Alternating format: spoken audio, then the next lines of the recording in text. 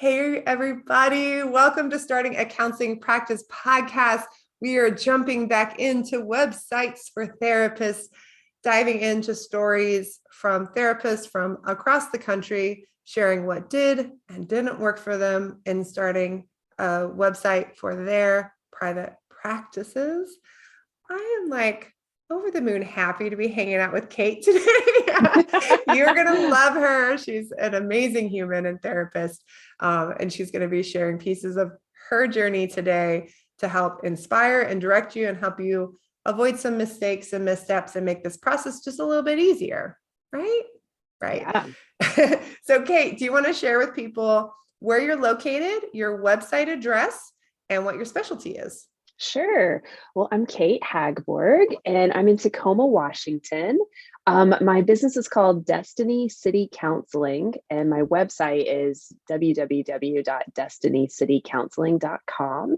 And I specialize in working with women in helping them feel more confident, alive, and fulfilled in their relationships personally, relationally, and spiritually. Awesome. Awesome. And when did you start your private practice? I started it in consulting my dates here in March 2018. Awesome. And why did you decide to start a private practice at that time? Well, at that time, I had been working in an agency setting for a few years, and I changed careers to go into counseling. And so when I decided to go into counseling at all in the beginning, I always knew I wanted to go towards private practice. So I was actually listening to podcasts about how to start a private practice when I was in grad school. And I don't know if you remember, but I was the winner of the business school boot camp when I was a grad student. So that was like 2015. Make that connection. That's so funny. You're I know, right? Like years ago. So what year did you win it?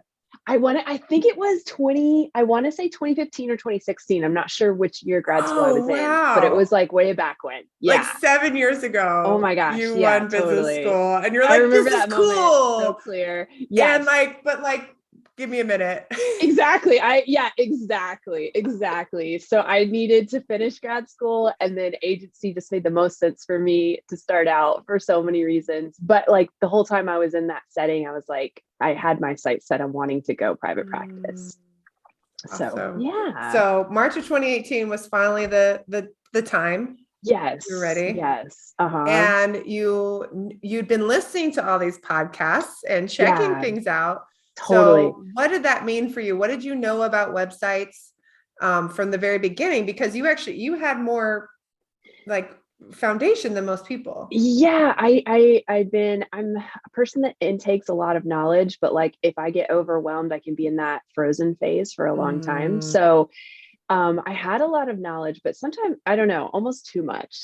And so I needed to figure out how to take a step forward. So yeah, at that time, because I was enrolled in business school boot camp, that was like my template to create for, to learn how to create a website. So I can remember I had been lucky enough to get a part-time position within the agency, which I purposely took so I could launch the private practice. So around the time I started that position, I actually used some vacation time and took like a few days off of work to create a website. So I just like pulled up, got a Squarespace account, and then took like, I don't know, 3 to 5 days just playing around, trying to figure that thing out, consulting, business school boot camp, like just kind of playing with it and feeling my way through. Watching the videos, pressing pause, doing the thing, exactly. Pressing pause, going just back kind and of playing with it. So I knew a website was super important, and I knew that'd be a good starting place for me. So before I even had a location, before I had anything, the website was the first thing I did pretty much. And I think this is the part, and that this is something that has changed a lot over the last several years. I think back when I was starting a practice, that's old. Not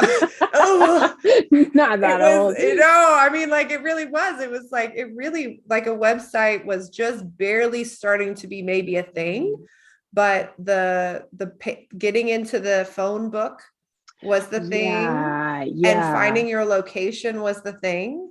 And maybe designing your office was the thing.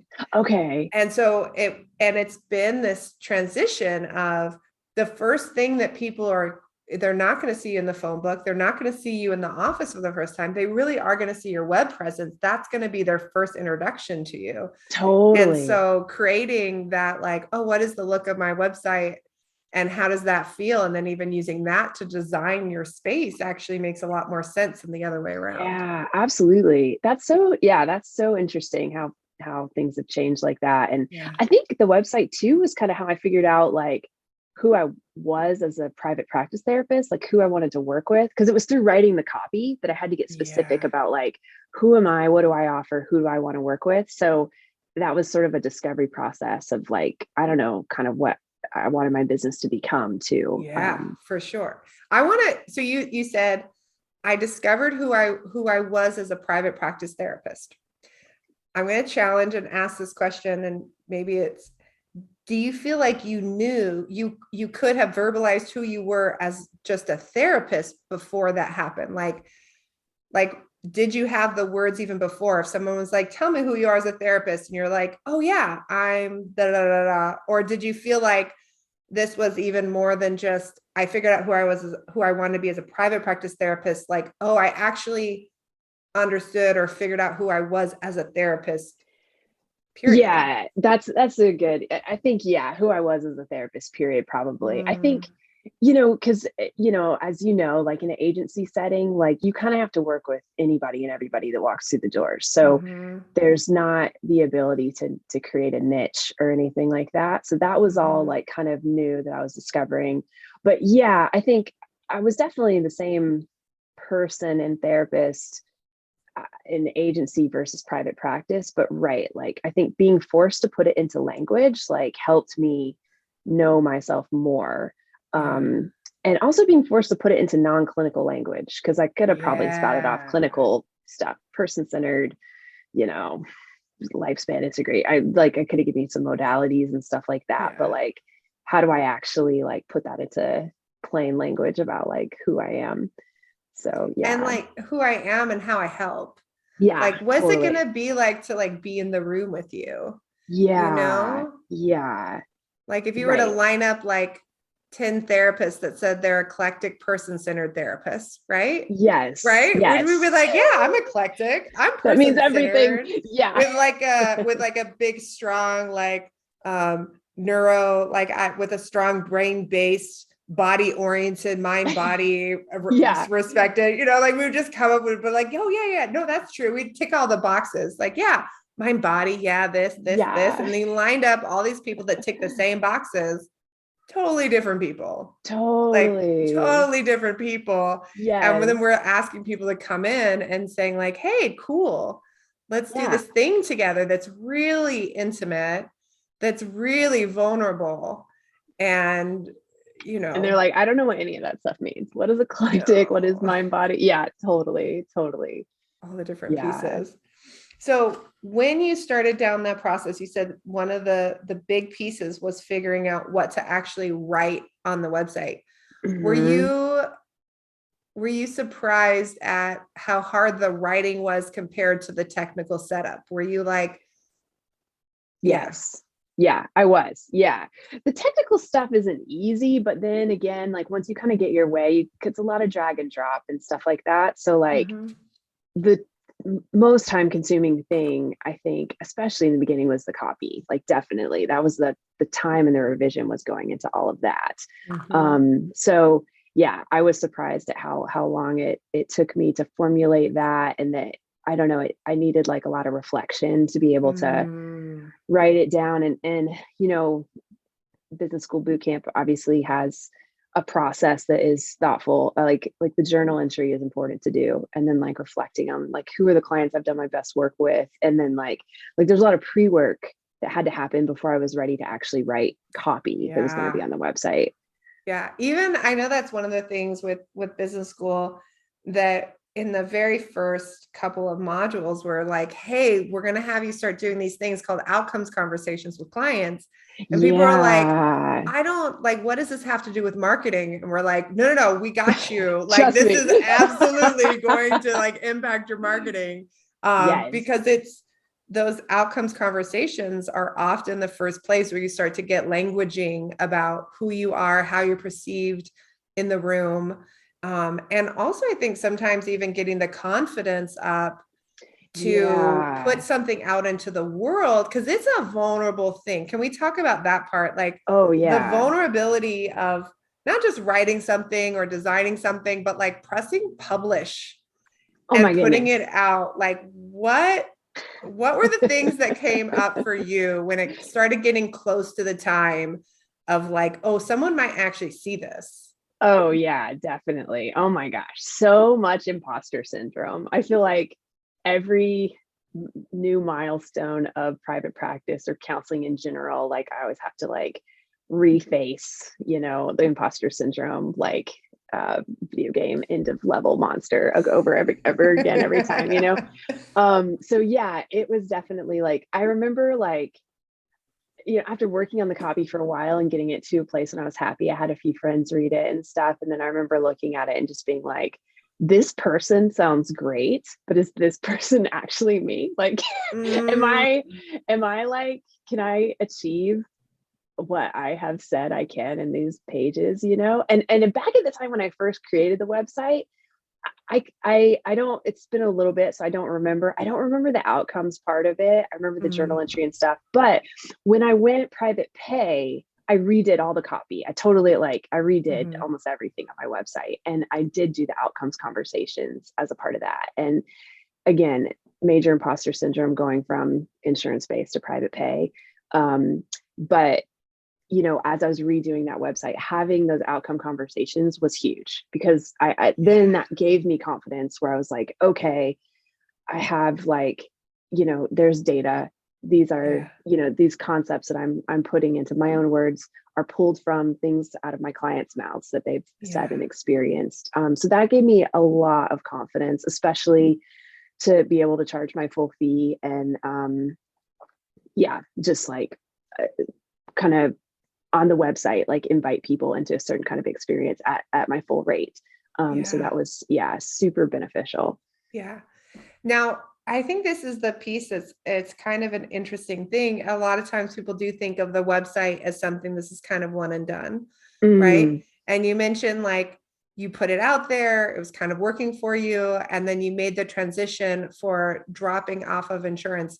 Tell me about some of the reasons why, as you were transitioning from insurance panels to private pay, why you felt like doing a deep dive into the website made sense at that point. Totally. Well, when I was on insurance panels, I never had to advertise. Like I never had to market myself. And I always had more calls than I could take. And so, just from being around the business school community and just being around other therapists, I knew that was going to be transition. I knew that like when you go private pay, you do have to actually put time into marketing. So I was like, okay, I need to be ready to do that. So, I just felt like it was time to kind of, it needed to be refreshed. I need to put more heart into it. And I thought what I had was good, but I just knew that it could be better. And I had never done a specialty page before that. And so that was really helpful. I ended up creating 3 specialty pages and those helped. I actually was just working on my website the other day and I saw that my anxiety page ranks on the first page of Google. So that's awesome. And I was like, oh, that's my specialty page. I was like, that's what I made like a year ago or so, a little over a year. So yeah, that was really, I think it just made sense to put more effort and make the website do more for me in terms of marketing with stuff like that. And I'd never optimized for keywords. That was like new. So like phase 1 of the website, never really learned how to do that. When I kind of went back in and revised everything, that's where my brain had the capacity to absorb some of that information at that point. So that helped. And I think that's something for those of you who are listening, know that it's okay to take your website in stages.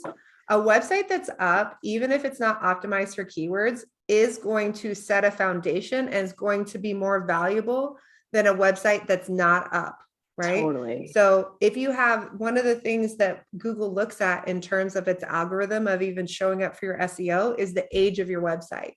So the sooner you put it up, even with like a lack of SEO or kind of like unclear, Google's like, where do you located? I didn't even know you were in Tacoma. Like, like you never put your city in there or whatever the silly things that we do. That when you do give that information to Google, it's going to help because that goes into the algorithm, right? Versus if you're just like, sometimes people are like, well, my website hasn't been doing much. I should just scrap it and start over and get a new domain name because it didn't do anything. Where it's like, no, you probably just need to give it a little more attention, give it a zhuzh, right? Yeah. You don't need to burn the house to the ground. You might just need a little remodel. Totally. We'll put in an island and it'll just open up the space. Like, I don't know what other kind of silly thing we could relate it to, but like I love that. It's got good bones. Yeah, that's what I love about like Squarespace and just being my own website person, is just that it's just nice knowing I can go in and fix anything at any time. And I do, like, I'll go in and change like a little bit of copy here and there, or like, move things around, or change my contact page, just stuff like that. It's just nice knowing that I don't feel the pressure of it has to be finished. Tell me about that. Give me an example of one of the reasons why you'd be motivated to go in and like tweak some copy. Well, like the other day, I was just realizing, like, on my mobile, there's a piece of it that looks like I don't like the way it looks compared to desktop. And so I was like, okay, let me go tweak that so that it just visually like looks a little bit better. Things have changed. Like this week, I'm revisiting. I need to book a couple more clients. I have a couple openings. So I'm like, okay, time to put a little more effort in here, do some more blogs, like kind of work on some things. So I was back in my FAQs and saw a couple things were outdated. So I wanted to change that. Like, I had been open to working with teens, and I've kind of decided, like, I'm going to try just working with adults for a little while, so I can just like quickly make that change.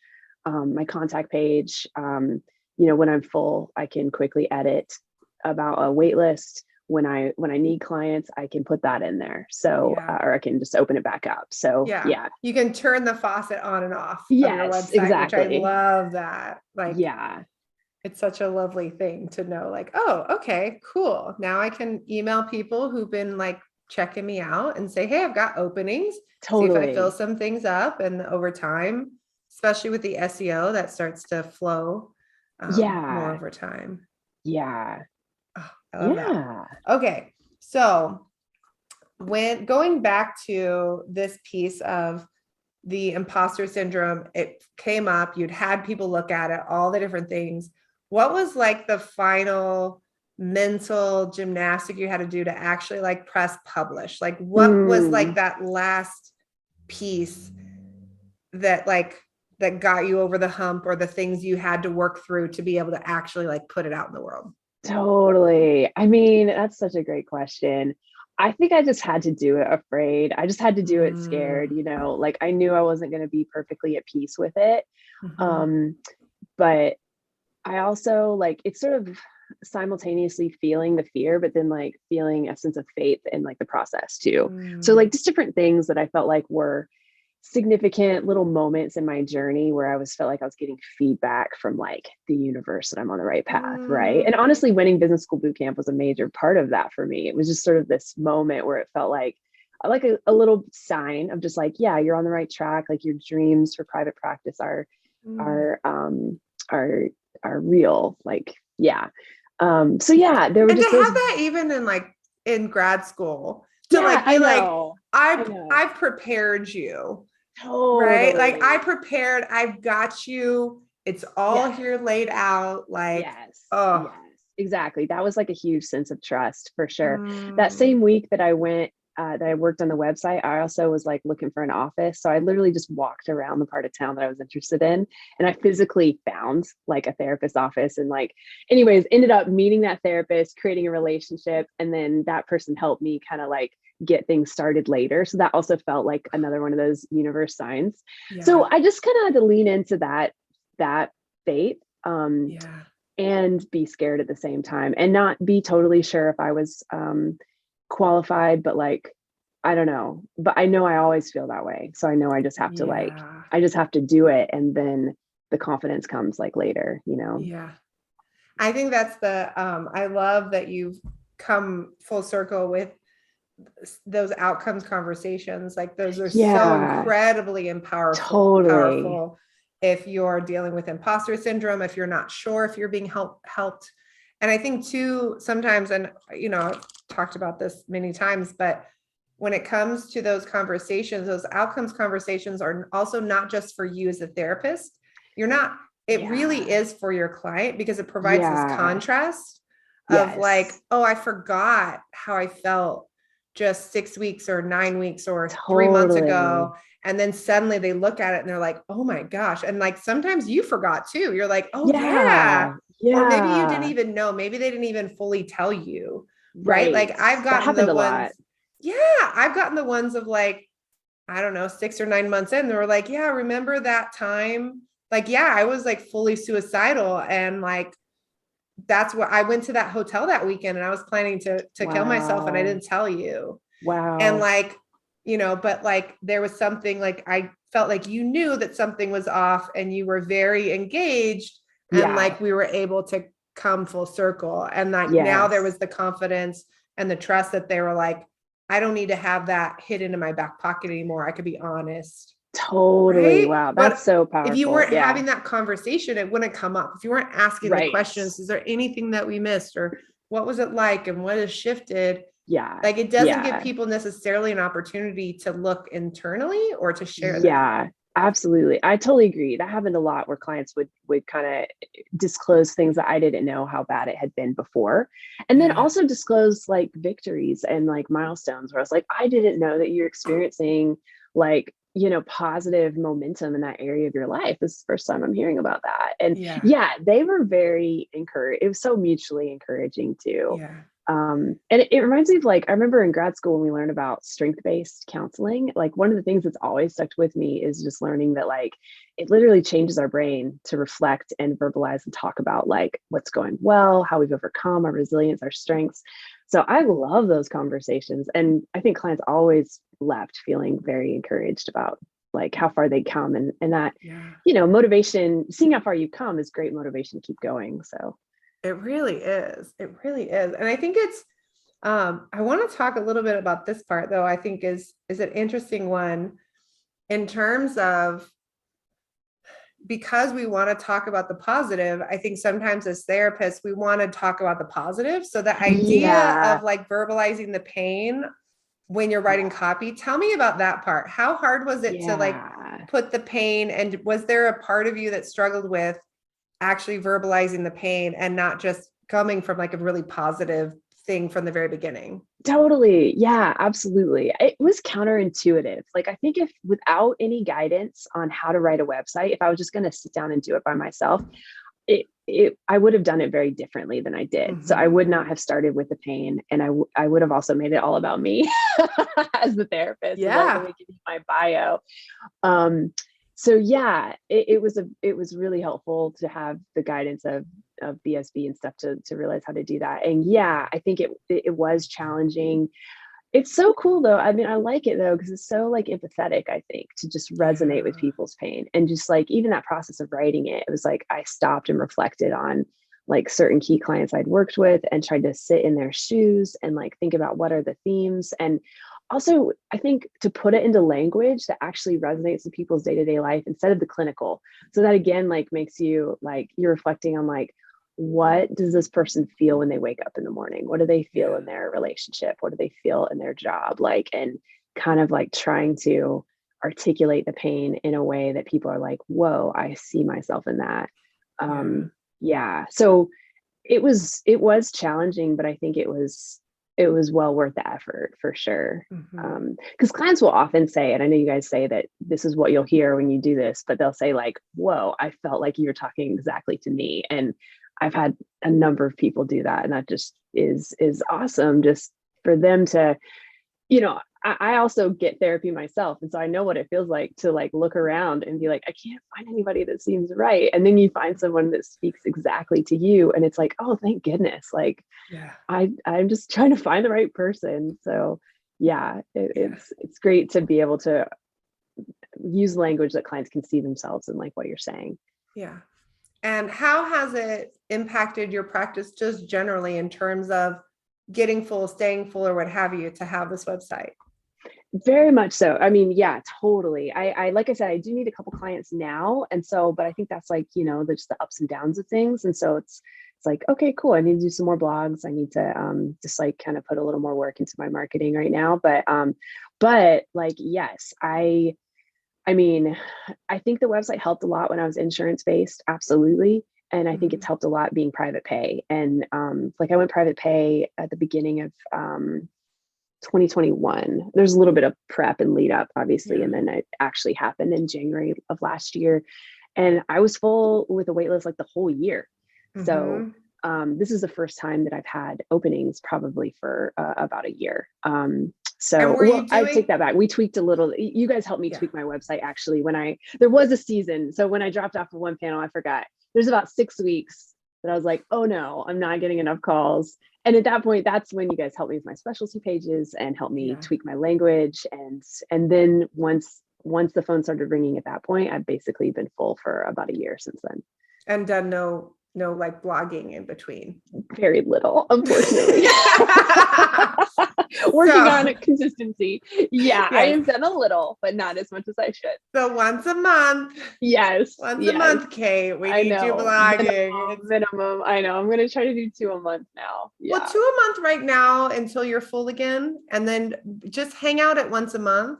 And what that can mean too is that and again, because I know the back end of your website, right? So this is not for everyone listening. This is not like a rule for everybody, but I could say for Kate, that you could write them ahead and just have them ready to go. Queued up. Yeah. Queued up for once a month as soon as you're full and just kind of let that happen. And because you're a batcher, right? The person like, oh, let me do my website in a few days. You could just do like a blogging batch where you like do a blogging series in like a day. You could do that once a year where you do a retreat and just write like 12 blogs. Totally. I like that idea a lot. I tried to do that in January and then my basement flooded and took my day. But I'm due for a batch day because I think that'd be great peace of mind just to have it queued up and ready. Yeah. Okay. Awesome. I love it. Okay. What advice would you have to other therapists, especially those who are moving from insurance to private pay, who are really worried about what that's going to look like marketing wise? What website advice would you give to them? Oh man. Yeah. Well, I would want to give a lot of encouraging advice, like take a deep breath. It's going to be okay. You can do it. And yeah, website, like, absolutely. Just like, I think having like the ability to just do a little bit at a time, like just a bite at a time, cause I know when I was redoing a lot of stuff on the website and initially when I created the website, it's so overwhelming and it just takes so much to move from like contemplation to action, like on the whole website thing. And so I think just like let yourself split it into like bite-sized pieces and everything. And honestly, I don't know, like it's so helpful being a part of business school boot camp or TAP because you can constantly get feedback and encouragement. Like honestly, like it would have been a really different story if I didn't have that because like being able to get all those tweaks, like, and all of those like changes. And then like also when I was panicking that 6 weeks going private pay where I wasn't getting calls, like I was freaking out and like just having you guys to kind of talk me down and be like, it's okay. And then, but translate, like finding an action to take concretely being like, well, let's add a specialty page, right? Like that made a big difference. And then tweaking my website, like then the phone did start to ring. And that's really, that was the main thing I was doing was website related changes at that time. I don't think I was like pounding the pavement with like networking. So yeah, I think having some kind of a community and especially if it's people who can give you feedback and help you with the website makes it way less overwhelming. Yeah, it is. I mean, that is one of the things that I've always loved about our business school community, just in general. And it's something I think that's a little different in what we do. Because there's lots of courses out there that are like, hey, here's how you do it. There's not a lot of courses where you're going to have the coach is going to go into the end of your website and be like, here's a video. I'm going to move this over here. And this needs to be a heading. And like, let me get in and let me go look at the back end of your keyword stuff. Like, we're just nerdy that way. So we're like, let's get in. Like, I don't want to, that was something for me when I first started coaching where it's just like, let me just I want to teach you and I want to empower you. But if I can do that while I'm also just like doing it for you for a minute. Yeah. We really believe in like the done with you. Yeah. Because Love it. I think it's too expensive long term to have somebody who's going to do everything for you. And I think sometimes we trust other people to do things that we shouldn't trust. And so like there's a certain Yeah. amount that we need to own as business Yeah. owners and understand and get knowledge over time.